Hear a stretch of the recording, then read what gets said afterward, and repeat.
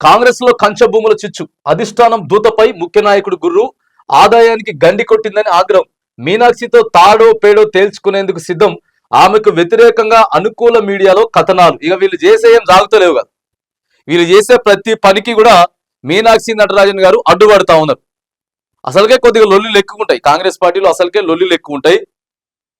ఇక మీనాక్షి నటరాజన్ గారిని ఎట్లా చేసినా సరే బదనాం చేయాలి, అధిష్టానం మీద చెడ్డ పేరు తీసుకురావాలి అనేటటువంటి ప్రయత్నాలు తెలంగాణ కాంగ్రెస్ అగ్రనాయకులు కొంతమంది చేస్తున్నారట. అనుకూలమైనటువంటి మీడియాలో ఆమెకి వ్యతిరేకంగా వార్తలు రాపిస్తున్నారట.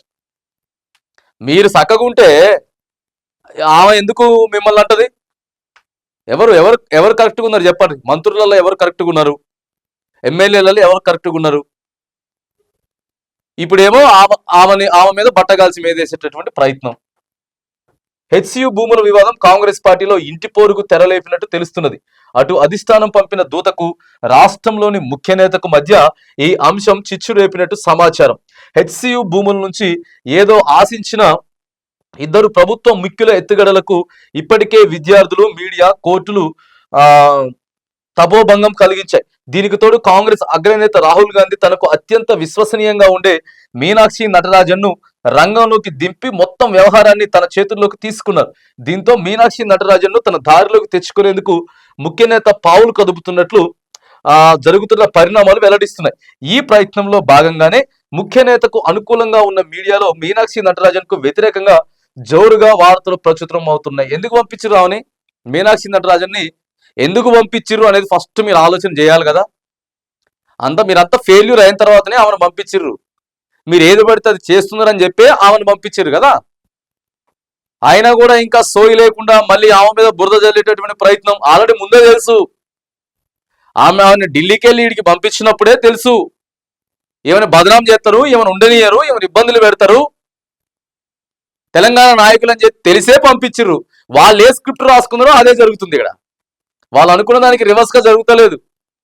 అరే మీనాక్షి నటరాజన్ గారిని ఆమె మాటలు వింటారు, ఆమెను మంచి అని చెప్తారు అని చెప్పి అనుకోలేరు. ఖచ్చితంగా రివర్స్ మాట్లాడతారని అనుకున్నారు, అదే జరుగుతుంది కదా. ఇగో మొత్తం రాపించుకున్నారట. అనుకూల పత్రికల్లో వ్యతిరేక ప్రచారం. మీనాక్షి నటరాజన్ తమ ఆదాయానికి గండి కొట్టిందని రగిలిపోతున్న ముఖ్య నేత ఆమెపై వ్యతిరేక ప్రచారానికి తెరనేపినట్టు విమర్శలు వ్యక్తమవుతున్నాయి. ఇందులో భాగంగానే తనకు అనుకూలంగా ఉన్న మీడియాలో మీనాక్షిపై వ్యతిరేక వార్తలు రాయించారనే ఆరోపణలు వినిపిస్తున్నాయి. ఆ పత్రికల్లో వరుసగా 2 రోజులు మీనాక్షికి వ్యతిరేకంగా కథనాలు వెలువడటమే ఇందుకు నిదర్శనం.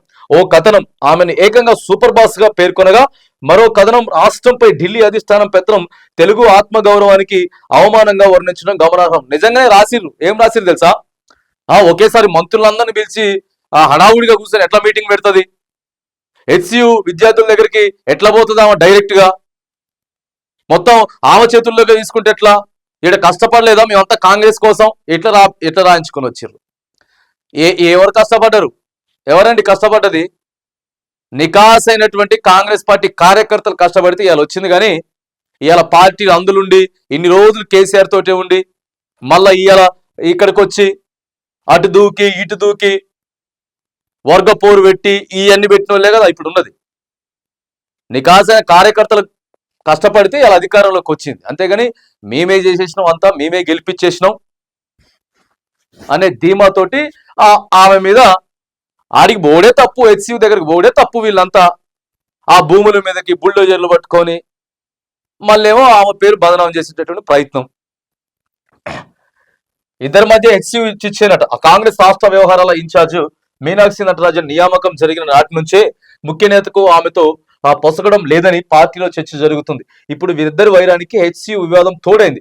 ఇప్పుడు ఈ వివాదం ఇద్దరి మధ్య పచ్చగడ్డి వేస్తే బగ్గుమనే స్థాయికి చేరినట్లు గుసగుసలు వినిపిస్తున్నాయి. తమ ఆదాయానికి గండి కొట్టిందని ఒకరు, పార్టీ పరువును గంగలో కలిపారంటూ మరొకరు, ఇలా ఒకరిపై ఒకరు కాలాలు మిరియాలు నిరుతుంటున్నట్టు పార్టీ శ్రేణులు చెప్పుకుంటున్నాయి. అధిష్టానం పేరు చెప్పి ఆమె, స్థానిక పేరు చెప్పి ముఖ్య నేత ఒకరిపై ఒకరు ఆధిపత్య పోరుకు సిద్ధమైనట్లు కూడా తెలుస్తా ఉందట. అధిష్టానం దూతగా మీనాక్షి మంత్రులు, అధికారులతో సమీక్షలు చేయడం, సమావేశాలు పెట్టడంపై ముఖ్య నేత తీవ్రంగా మండిపడుతున్నట్లు సమాచారం. కాంగ్రెస్ పార్టీ మీ ఒక్కలదే కాదండి. కాంగ్రెస్ పార్టీ 125 పైబడి ఉన్నటువంటి పార్టీ. మీలాంటి వాళ్ళు ఎంతమందినో చూసింది కాంగ్రెస్ పార్టీ.